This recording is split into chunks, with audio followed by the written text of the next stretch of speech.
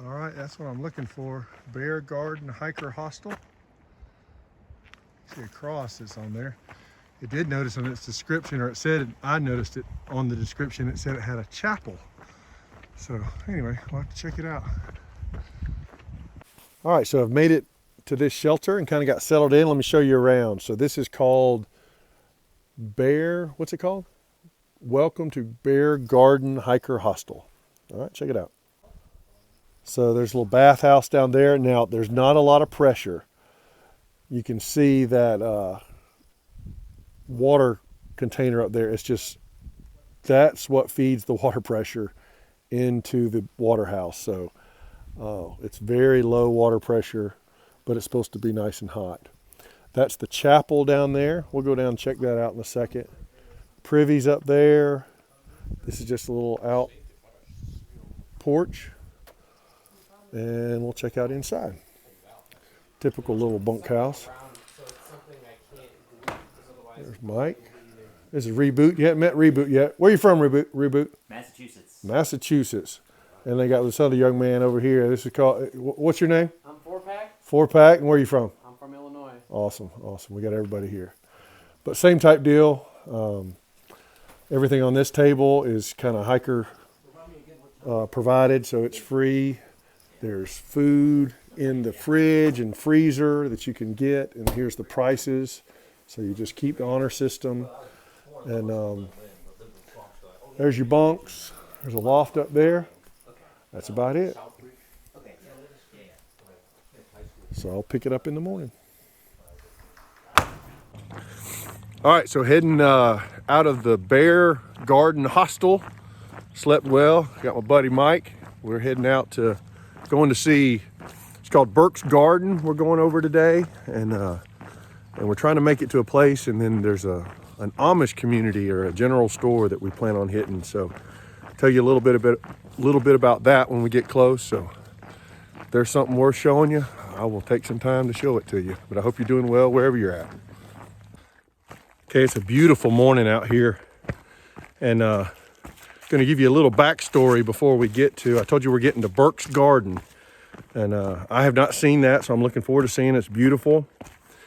One of the nicknames that Birks Garden has is Vanderbilt's first choice. Now, so I wanted to give you a little backstory on Vanderbilt, just because I thought that was super interesting. Now, many of you may have heard of Vanderbilt University, the college, it's SEC team. And, well, Cornelius Vanderbilt. Now, old Cornelius, he was one of the wealthiest people in America ever. So when you think about Jeff Bezos or Bill Gates or Elon Musk, they're wealthy. And, you know, and they're on the level of Vanderbilt in the sense that they can just, whatever they want, they could buy. Now, Vanderbilt got his money as he was shipping, and then he moved to the railroad, and that's what most people know him as. Now, his nickname was the Commodore, and that's why the mascot of Vanderbilt are the Commodores. But many of you may know that he built a place in Asheville called the Biltmore Estate. And it's just a beautiful area. I've actually never been there, but people have said that it's just magnificent. There's stories about he wanted a certain plants to be grown, and the area didn't have enough of the proper soil. So what does he do? He builds a railroad and delivers enough soil up to the Biltmore Estate so he can grow the plants that he wants. So, I mean, he's just got crazy money, I mean, to do whatever. So, just a little bit about Vanderbilt, and because it'll come into play, and come into play later. So, we'll check out what the day holds, but wanted to give you that piece of information about, and I didn't tell you the time period. He was mid-1800s. So he was around during the Civil War, and I think he died before 1900. So anyway.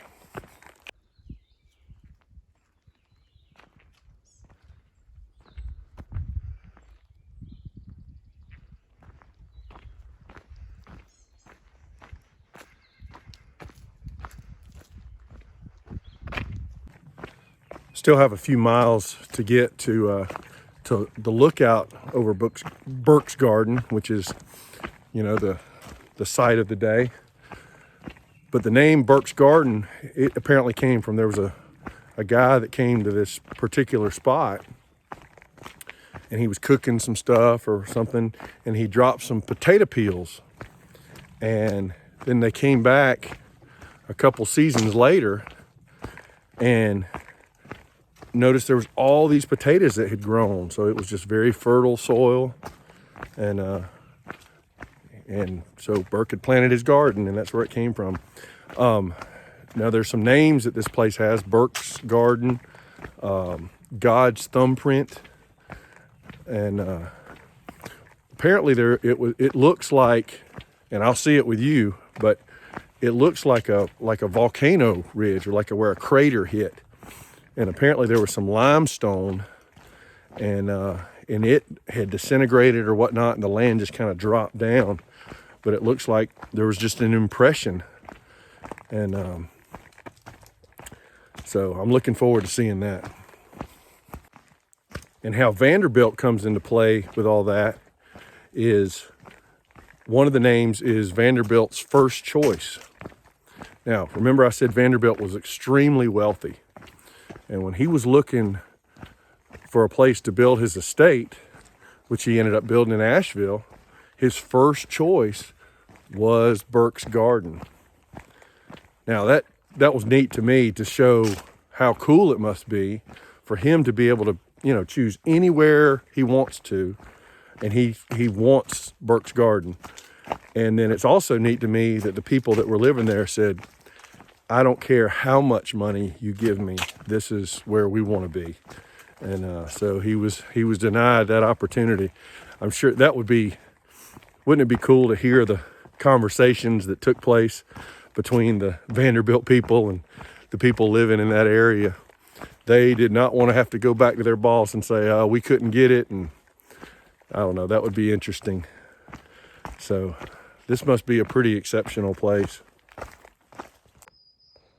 All right, so that mountain over there, I took somebody's advice from weeks ago that said that there was an app called Peak Finder, and that's what I purchased. And so it's able to tell me, it's really remarkable, but that's Chestnut Knob. So I'll be at that shelter in about, I don't know, 6 or 7 miles. So very cool. Peak Finder. You just aim it at the mountains and it tells you what mountains it is. It's remarkable. All right, we are at a bridge that here's old 4-pack here, taking his shoes off, getting ready to ford this stream. You can see the bridge is not doing its job over there.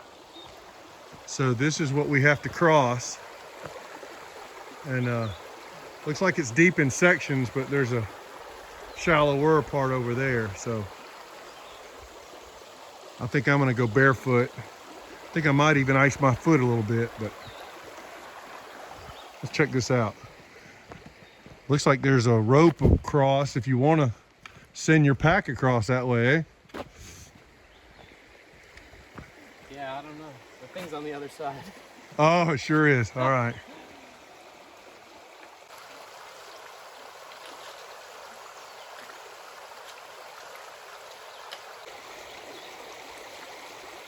He made it, folks, all the way over. You conquered it. I realized I kind of left you hanging. Yeah, made it across the river or creek, no problem. Took my shoes off, iced my feet a little bit. Now moving on. Some trail magic of just a cache of water here. So I've been hiking a while. Check out this little pond. Looks like a little wood duck slough. It's supposed to be a spring that feeds this. But check this out. We were up on the top of the mountain. It's pretty neat. 4-pack up there getting water. Super cool.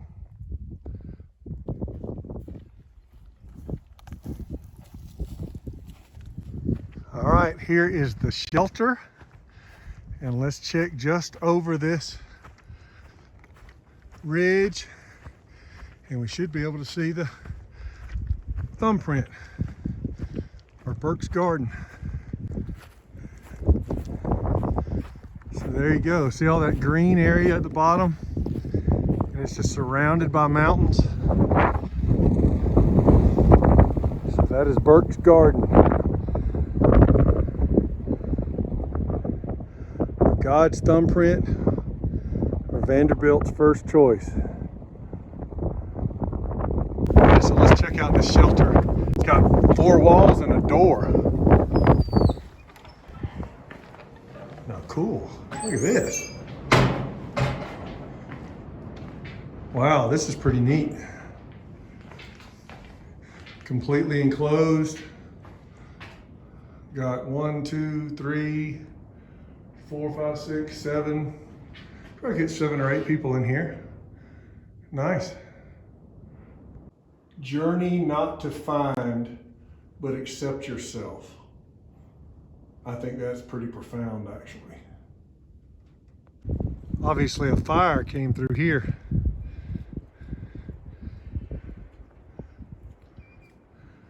Huh. So these last few miles, you can tell I'm just going around this garden. It is not an easy hike, though. It has been all rocky, and you saw the burnout stuff. It's actually been a sneaky tough hike today, but we're making it. This is one of the most awesome places I've been in a long time. All right, so I am in the middle, I hear you, of Birks Garden, okay? We got picked up by the shuttle, who was a grandson, many generations of course, of the Birk who this Birks Garden was named for. And he was explaining to me that the soil here is much deeper than other places, so the grass grows richer. Most of the land is used for farmland and stuff. Can you see all that? Oh, I said farmland, I meant to say cows, so they're grazing. And I'm in here with a bunch of sheep right now. I'm gonna see if I can get some shots of the sheep. But one thing I did find out, this is about half Amish community and half non-Amish. The Amish came here in the late 80s. They really liked that it's so isolated. And if you're not familiar with the Amish, it's just a very conservative. They don't use electricity. They don't use cars. Matter of fact, the place we're staying now, I asked her, and obviously was very respectful, but you know, she said, I'd rather not be videotaped. I don't think there's any major issue. She just doesn't want to do it, you know? So there's no place we're staying, you know, it's just a barn.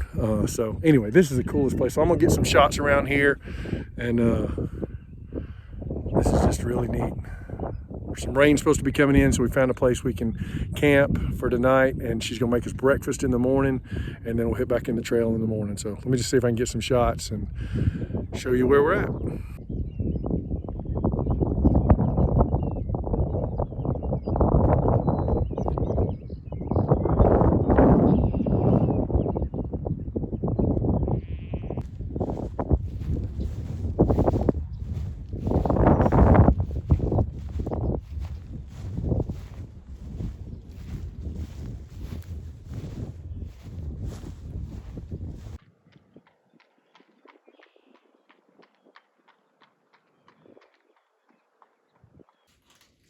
All right, so this is home for the night. Not cold enough for a stove, but should be perfect out of the wind and the rain.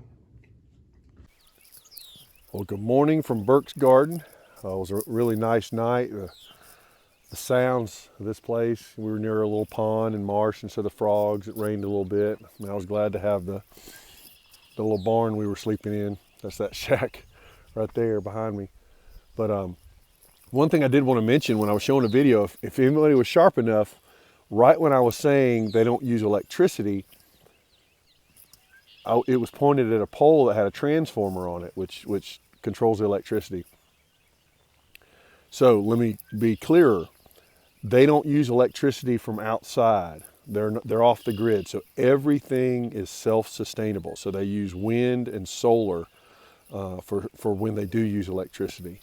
But this guy was plowing his field last night until it was dark, and I don't know, this just seemed, I would love to spend some more time here and learn more about their way of life and their culture and whatnot. But we got breakfast. Maddie's gonna make his breakfast, and supposed to be some eggs and bacon and all that good stuff. So looking forward to that, and then we'll hit back on the trail.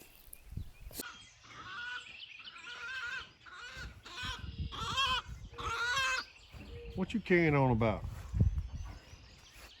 Huh? All right. Short on eggs. Oh, this.